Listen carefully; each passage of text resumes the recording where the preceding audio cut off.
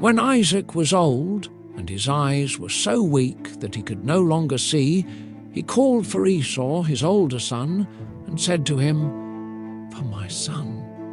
"Here I am," he answered. Isaac said, "I am now an old man, and don't know the day of my death. Now then, get your equipment, your quiver and bow, and go out to the open country to hunt some wild game for me. Prepare me the kind of tasty food I like, and bring it to me to eat, so that I may give you my blessing before I die." Now Rebekah was listening as Isaac spoke to his son Esau. When Esau left for the open country to hunt game and bring it back, Rebekah said to her son Jacob, "Look, I overheard your father say to your brother Esau, 'Bring me some game and prepare me some tasty food to eat, so that I may give you my blessing in the presence of the Lord before I die. Now, my son, listen carefully and do what I tell you. Go out to the flock and bring me 2 choice young goats, so I can prepare some tasty food for your father, just the way he likes it. Then take it to your father to eat, so that he may give you his blessing before he dies." Jacob said to Rebekah his mother, "But my brother Esau is a hairy man, while I have smooth skin. What if my father touches me? I would appear to be tricking him and would bring down a curse on myself rather than a blessing."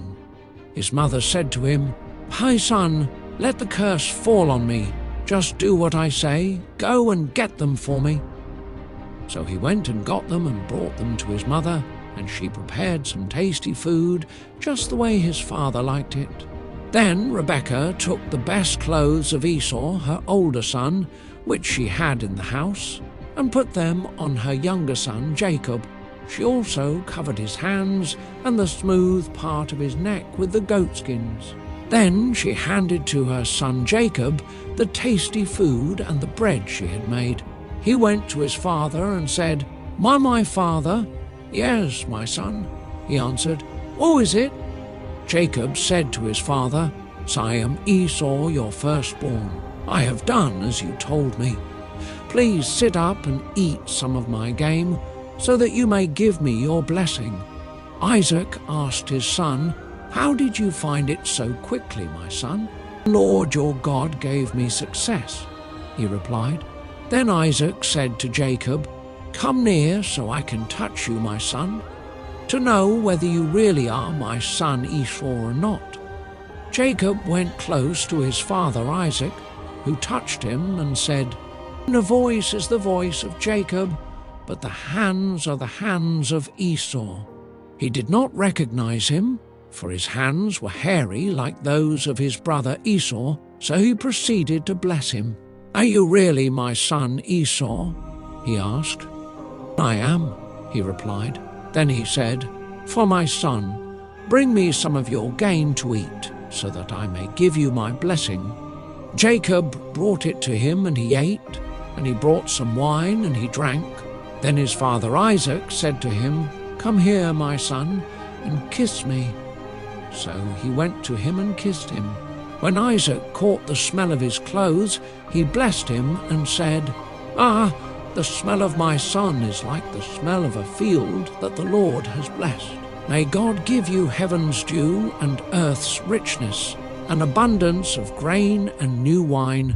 May nations serve you and peoples bow down to you. Be Lord over your brothers, and may the sons of your mother bow down to you.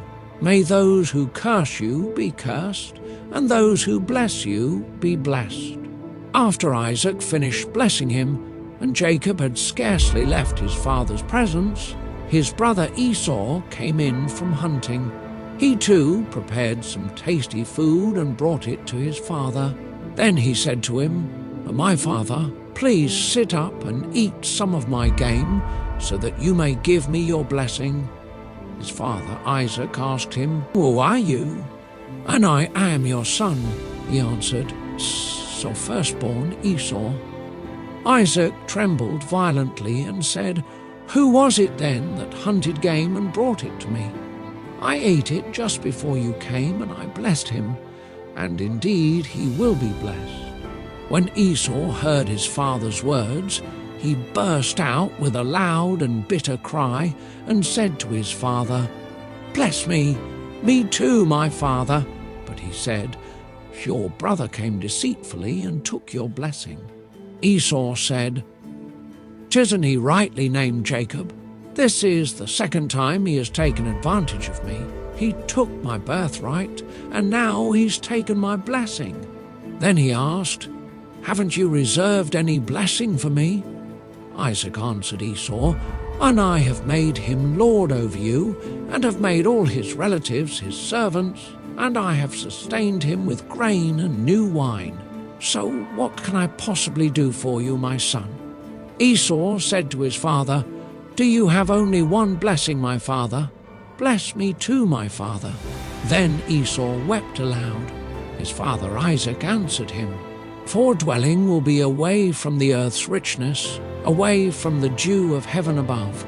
You will live by the sword, and you will serve your brother. But when you grow restless, you will throw his yoke from off your neck." Esau held a grudge against Jacob because of the blessing his father had given him. He said to himself, "The days of mourning for my father are near, then I will kill my brother Jacob." When Rebekah was told what her older son Esau had said, she sent for her younger son Jacob and said to him, "Your brother Esau is planning to avenge himself by killing you. Now then, my son, do what I say. Flee at once to my brother Laban in Haran.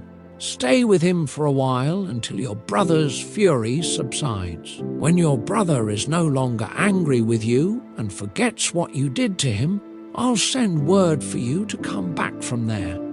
Why should I lose both of you in one day?" Then Rebekah said to Isaac, "I'm disgusted with living because of these Hittite women. If Jacob takes a wife from among the women of this land, from Hittite women like these, my life will not be worth living." All right, we continue our journey from Genesis 1 to Revelation 22, doing a chapter a day.